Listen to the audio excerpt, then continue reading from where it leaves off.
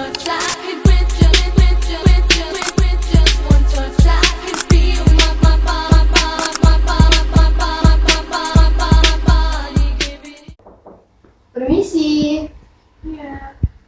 Selamat siang, Mbak. Perkenalkan, saya Nasdrita. Saya perawat yang bertugas di ruang hemodialisis hari ini.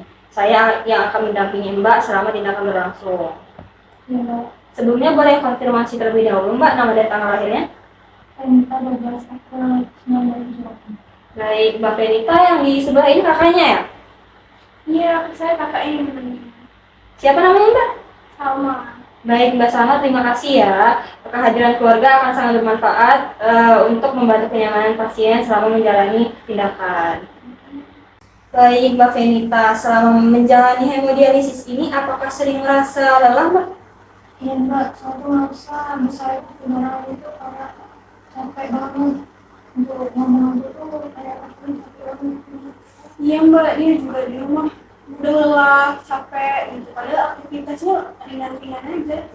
Baik, dari pengkajian kami, Mbak Venita ini mengalami fatigue tingkat sedang. Jadi selain merasa kelelahan, apakah ada bagian tubuh yang kaku dan pegal-pegal, Mbak?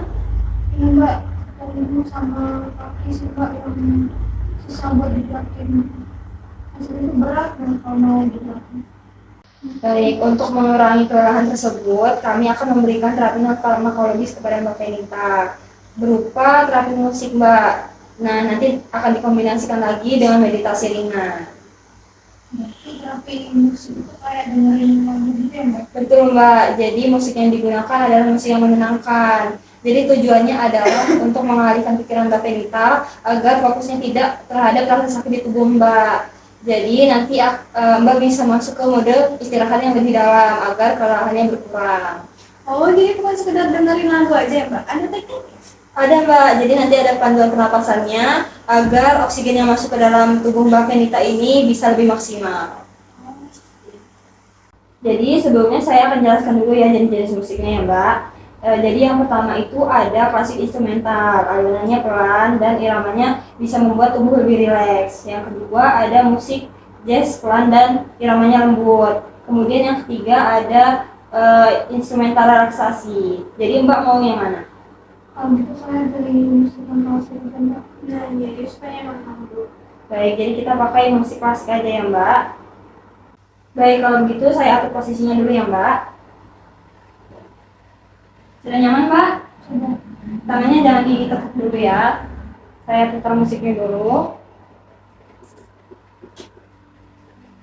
Nah, silakan didengarkan, Mbak, musiknya. Jika Mbak merasa nyaman, boleh memejamkan matanya. Musiknya enak, Mbak. Tenang. Baik, Mbak Venita, kita mulai meditasi ringannya ya. Ikuti suara saya. Fokuskan pikiran bersama aliran musik. Biarkan beban pikiran mengalir bersama musiknya. Tarik nafas perlahan lewat hidung. Tahan. Hembuskan perlahan lewat mulut. Lemaskan bahu dan lengan. Rasakan otot wajah, leher, hingga ujung kaki melemas. Lepaskan semua ketegangan. Bayangkan Mbak Venita berada di tempat yang tenang, sambil mengucapkan dalam hati, saya sedang beristirahat. Tubuh saya diberi waktu untuk segera pulih.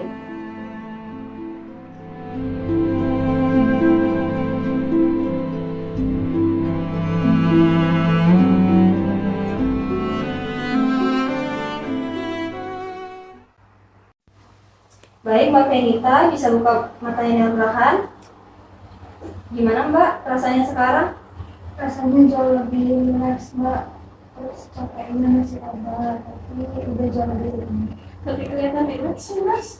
Alhamdulillah, terapi ini nanti akan dilakukan rutin selama 3 kali seminggu selama hemodialisis ini ya, Mbak. Jika Mbak merasa cemas atau kelelahan di rumah, bisa menggunakan teknik pernapasan ini, menggunakan musik di radio ataupun HP. Terima kasih ya, Mbak, atas kerjasamanya.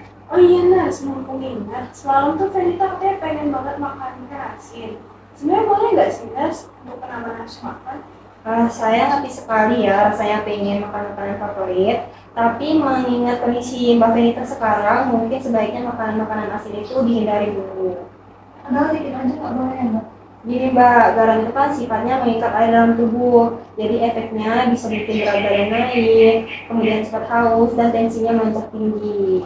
Tuh, dari nanti malah sesak napas kalau kemudian saya. Betul kata Mbak Salma, lebih baik sebagai gantinya bisa menggunakan bahan-bahan alami Mbak, seperti bawang putih, jahe maupun lemon untuk menambah cita rasa di makanan. Oke deh, kalau gitu nanti saya akan ikutin anjuran Mbak supaya saya lebih sehat.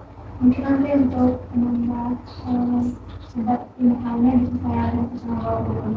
Pilihan bagus ya Mbak, semangat, semoga pola makannya bisa jadi lebih baik, kemudian berdampak pada kelancaran hemodialisis atau sensitivity darah selanjutnya. Ada yang ditanyakan lagi Mbak? Kalau gitu saya permisi dulu ya Mbak. Makasih ya guys, makasih banyak.